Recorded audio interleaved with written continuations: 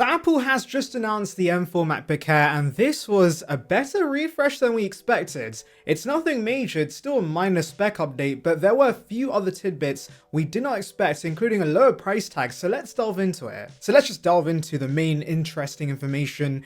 Yes, we got a price cut. Instead of keeping around the M3, Apple just made the M4 MacBook Airs cheaper, and so the 13-inch base model now starts at $999 and the 15-inch starts at $1199. That's incredible value, and do remember these have 16 gigs of RAM as standard, so within a year, we now have 16 gig Macs that are $999. That's ludicrous. And that's not all, guys, because we have a new color, and it's called Sky Blue. Yes, very similar to the iPad Air 4 Sky Blue. It's very pale and might look silvery in real life, but at the very least, it's a new color, and I much prefer lighter blue shades anyway, so I'm a fan of this. However, surprisingly, they've kept around midnight. I thought this would replace midnight, and Apple would keep a black or space grey option in the range, but no, there is no official black MacBook Air. It's now Sky Blue, Midnight, Starlight, or Gold. So yeah, that's a bit weird. But anyway, we also have a new center stage camera, support for two 6K external displays, and of course the usual spec upgrades with the M4 chipset. But yeah, overall guys, I'm very chuffed with this upgrade for the price tag alone, because no one saw the low price tag coming. And that's not all, because we also have a new Mac Studio, which randomly came out of nowhere. Now on the face of it, this does seem like a pretty weird update, because it comes with either an M4 Max or an M3 Ultra, not the M4 Ultra. Where's the M4 Ultra? No one knows, but for the time being, we have an older generation chipset with the Ultra variant. But yeah, anyway, this has pretty ludicrous amounts of power. You can now configure this up to 512 gigs of RAM, and it supports Thunderbolt 5. And so yeah, it's a usual spec update, but for those who absolutely want the most powerful Mac available, this is the one Apple is going to point you towards. Now, I do have a feeling that Apple is going to put the M4 Ultra in the Mac Pro and only give that the M4 Ultra just so there's a differentiating factor between the Mac Studio and the Mac Pro, since many of us have been complaining the Mac Studio and the Mac Pro having similar amounts of performance, whilst the Mac Pro being much more expensive makes no sense. And so yeah, that might be the case. But honestly, the Mac Studio continues to be a great Mac for those who want pro levels of performance. But yes, for us normies, the MacBook Air is the one to get, and I'm glad it has a low price. Pretty happy with these updates on the whole. But you know what I was not so positive about? It was yesterday's iPad releases, so let's quickly summarize those. Right, so for those waiting for new iPads, Apple's finally unveiled the M3 iPad Air and A16 iPad 11. So let's delve into what's new with these iPads. So beginning with the iPad Air, on the face of it, this looks near identical to the M2 model, and that's because it basically is the M2 model but with a new chipset inside. And no, it's not the M4 like Mark Gurman said, it's the M3, so it's a usual spec update. I think Apple's doing this because they're phasing out the M2 chipset, and M3 is still in circulation, so it's easier for this iPad Air to use that chipset instead. Now of course M3 does bring ray tracing to the iPad Air, but on the whole it's a very minor refresh. Honestly, the best thing about this iPad has to be the fact it will bring down the price of the M2 and M1 iPad Air. However, as rumored, there is a new Magic Keyboard, and literally the only thing they've added is a larger trackpad and also a new function row, but those are pretty nice changes. And coming to the base iPads, there are literally only two changes with this, and that's double the base storage. That's awesome news.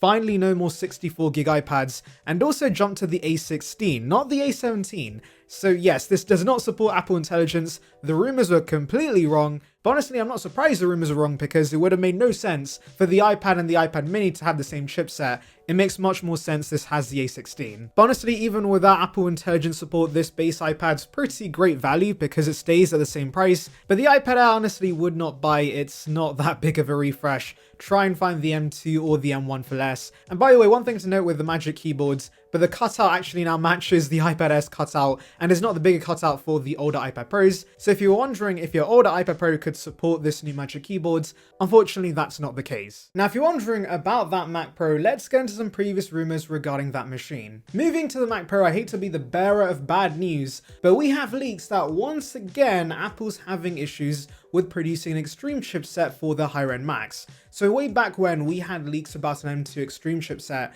coming to a future Mac Pro, which would essentially be two M2 Ultras stuck together using some insane glue Apple has However, Apple then ran out of this glue and they couldn't stick these chips together, and so as a result we had a pretty underwhelming Apple Silicon refresh where it had the same exact chassis as before with the same performance as the smaller Mac Studio, whilst costing more and really only offering expandable storage as the only upgrade. But when I say expandable, you had to pay for Apple's expensive storage modules, so it was pretty useless. So all in all, this was a piss poor update, guys, and so many of us were hoping with the M4 generation of Macs, maybe we could finally get the M4 Extreme, which based on the M4 Max could offer up to 64 CPU cores and 160 GPU cores. That's many cores, and so that would offer mind-blowing levels of performance. But unfortunately, it seems that once again, Apple's decided to ditch these plans. According to the information, Apple wants to free up engineering resources for an AI server chipset instead, since Apple Intelligence is the next big thing, and so for the time being, plans to make an Extreme chipset have been cancelled.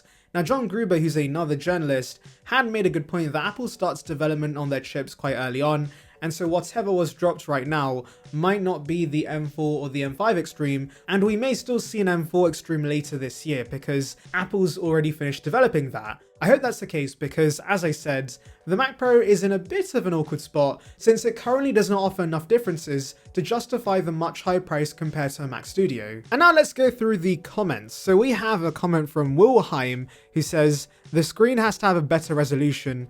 And to be honest, I disagree with this. I think the resolution currently is fine on the MacBook Air. I know some want ProMotion, and maybe down the line we do get that, but as it stands, the screen does the job, but of course down the line we should see OLED or mini LED on the MacBook Air. So the next comment is from Liam who says, "No fan? Okay, no fan then, buys MacBook Pro."